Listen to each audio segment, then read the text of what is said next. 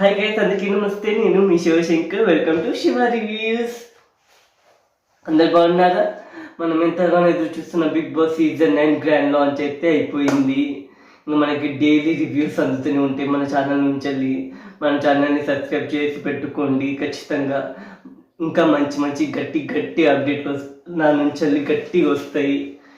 ఈసారి మనతో మామూలుగా ఉండదు. సబ్స్క్రైబ్ చేసి పెట్టుకోండి. లేట్ చేయకుండా ముందు గ్రాండ్ లాంచ్ ఎపిసోడ్కి అయితే వెళ్ళిపోదాం. లైక్ చేసి సబ్స్క్రైబ్ చేసి కామెంట్ చేయండి తప్పకుండా. నాగార్జున గారు గ్రాండ్ లాంచ్ డ్యాన్స్ తోటి మొదలు పెట్టారు. నాకైతే బిగ్ బాస్ హౌస్ ఎంత అంటే బటర్ఫ్లై థీమ్, ప్రతి ఒక్క చోట బటర్ఫ్లై, ఇంకా ప్రతి ఒక్క చోట గ్రీన్గా మంచిగా కలర్ఫుల్గా ఎంత డిజైనింగ్ అనిపించిందో అంటే అంత డిజైనింగ్ అనిపించింది. నాకు మాత్రం ఈసారి హౌస్ ప్రతి సీజన్తో పోల్చుకుంటే ఈసారి డబల్ హౌస్ అయితే చాలా బాగా నచ్చింది. మెయిన్ హౌస్ కామనర్స్కి, అవుట్ హౌస్ వచ్చేసి సెలబ్రిటీస్కి ఎలాంటి ఫెసిలిటీస్ లేవు. అవుట్ హౌస్లో, మెయిన్ హౌస్లో అన్ని ఫెసిలిటీస్ ఉన్నాయి. హెల్ వర్సెస్ 7 లాగా. మరి హెల్ వర్సెస్ 7 అంటే బాగుండదు. ఓకే,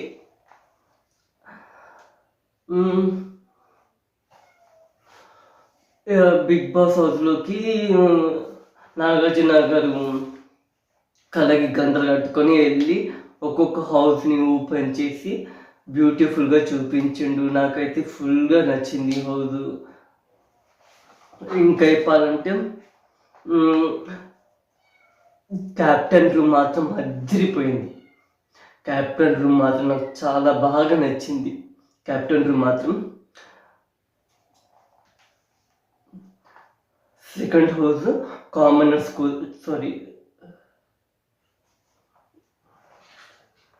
ఇంకా అప్పటికి కామనర్స్ 13 కామనర్స్ గ్రాండ్ లాంచ్ ఎపిసోడ్కి వచ్చిర్రు. నాగార్జున గారితో అక్కడ కూర్చున్నారు. ఇంకా సెలబ్రిటీస్ ఒకరు వస్తారు. ఫస్ట్ హౌస్మేట్ వచ్చేసి తనుజ గౌడ గారు ఓకే, ఇది బ్యూటిఫుల్గా డ్యాన్స్ చేసిర్రు. ఇంకా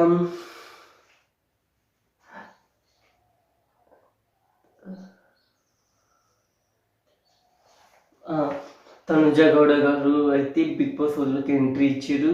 జరగండి అనే సాంగ్ తోటి ఎంట్రీ అయితే ఇచ్చారు.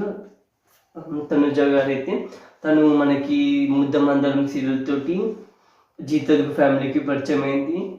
కుక్కు విత్ జాతరత్నాలతోటి స్టార్మాకి పరిచయం అయింది. బిగ్ బాస్ తోటి తెలుగు ప్రజలందరికీ పరిచయం అవుతుంది. తను హౌస్లోకి వెళ్ళినాక ఒక టీం అన్నది, ఎందుకు 2 హౌసెస్ ఉన్నాయి, ఎందుకు ఇది లేకపోతే కామనర్స్ వర్సెస్ సెలబ్రిటీస్ ఉంటుందా అని మేడం గారికి తెలియనట్టే మాట్లాడారు. రియల్ చెప్పాలంటే ప్రతి ఒక్కటి తెలుసు కదా, 2 హౌసెస్ ఉంటాయి, సెలబ్రిటీస్ వర్సెస్ కామనర్స్ ఉంటుంది అని.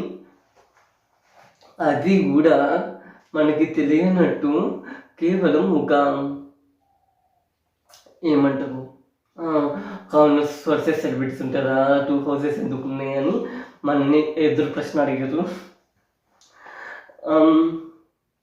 నెక్స్ట్ ఫ్లోరా సైని, తను ఏవి తోటి అయితే వచ్చింది.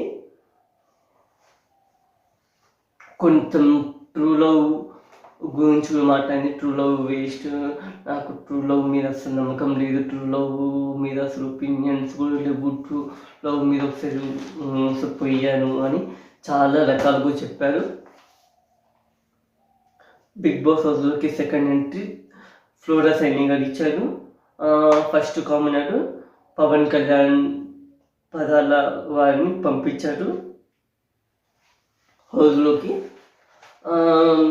ఓకే, పవన్ కళ్యాణ్ గారు మనకి ముందు నుంచి తెలుసు వెళ్తారని.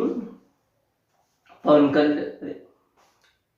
కళ్యాణ్ పదాల గారిని పంపించారు.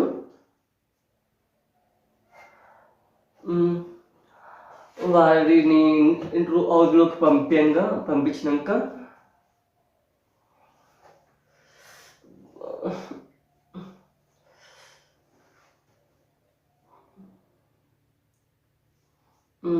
పవన్ కళ్యాణ్ గారిని హౌస్లోకి పంపించినాక ఫస్ట్ 2 సెలబ్రిటీస్ వెళ్ళారు కదా, తనుజ గౌడ మరియు ఫ్లోరా సైని గారికి ఇద్దరిలో ఒక డ్యూటీ ఇవ్వమని చెప్పారు. ఫ్లోరా సైని గారికి వాష్రూమ్ క్లీనింగ్ డ్యూటీ అయితే ఇచ్చారు. కళ్యాణ్ 4th హౌస్మేట్ వచ్చేసి ఇమాన్యుయల్ తోటి మామూలు ఉండదు. ఇమాన్యుయల్ పక్కా ఎనర్జెటిక్గా నవ్వులతోటి అంతే ఫైర్ తోటి ఈ బిగ్ బాస్ హౌస్లో ఉంటాడని నాకైతే ఫుల్ హోప్ ఉంది. పైగా అమ్మ అమ్మ అనే సాంగ్ ఫీమేల్ వర్షన్లు పాడుకుంటా ఇది గ్రేట్, నాకైతే ఫుల్గా నచ్చింది. 5th హౌస్మేట్ వచ్చేసి సృష్టి వర్మ. అది జానీ మాస్టర్ గారి మీద కేసు పెట్టారు కదా. సృష్టి వర్మ పుష్ప 2కి కొరియోగ్రఫీ కూడా చేసింది. Is good. నాగార్జున గారు ఇది నువ్వు ఒకవేళ డ్యాన్స్ నేర్పించాలంటే ఎవరికి నేర్పిస్తావు అంటే శ్రీజకి నేర్పిస్తా అని అన్నది. శ్రీజ గురించి తర్వాత మాట్లాడుతున్నాం. 6th హౌస్మేట్ వచ్చేసి హరీష్, మాస్క్ మ్యాన్ హరీష్. అతను ఫేక్ మాస్క్ ఇంకా ఉంది, ఆ ఫేక్ మాస్క్ ఇంకా తీయలేదు అని నాకు మాత్రం అనిపిస్తుంది. మీకేమనిపిస్తుందో కామెంట్ చేయండి. ఇంకా ఫేక్ మాస్క్ని ఇంకో తీయలేదు అని అనిపించింది. సృష్టి వర్మ కూడా ఒకటి అన్నారు, ఫస్ట్ వీక్ మాస్క్ ఉండొచ్చు, సెకండ్ వీక్ మాస్క్ ఉండొచ్చు, థర్డ్ వీక్ మాత్రం వాళ్ళ ట్రూ క్యారెక్టర్ బయటపడిపోతుంది అని అన్నారు సృష్టి వర్మ గారు అయితే. ఆ టైంలో అది మాత్రం రియల్. కానీ కొంతమంది 100 days ఇంకా మాస్క్ తీయకుండానే హౌస్లో ఉండిపోయారు. చెప్పాలంటే హరీష్ గారు హౌస్లోకి వెళ్ళాక ఒక డ్యూటీని ఇచ్చారు. ఇప్పుడు ఇద్దరు సెలబ్రిటీస్ వెళ్ళారు కదా, ఇమాన్యుయల్ మరియు సృష్టి వర్మకి. దీంట్లో ఒకటి డ్యూటీ ఏమంటే ఇమాన్యుయల్కి హోమ్ క్లీనింగ్ డ్యూటీ ఇచ్చారు. 7th హౌస్మేట్ వచ్చేసి శ్రీజ. ఫస్ట్ ఆడిషన్స్ అప్పుడు ఎంత ఫ్రస్ట్రేటింగ్ అనిపించిందో, ఇప్పుడు బిగ్ బాస్ హౌస్లోకి వెళ్ళడం ఏమాత్రం తప్పు కాదని ఇది నిరూపించుకుంది. తను పర్ఫెక్ట్గా ఆడుతుంది, పర్ఫెక్ట్గా ఎక్కడ పాయింట్ చేయాలో చేస్తుంది అని నాకు అనిపించింది. నెక్స్ట్ సుమన్ శెట్టి గారు ఇది చాలా గట్టిగా ఆడారు.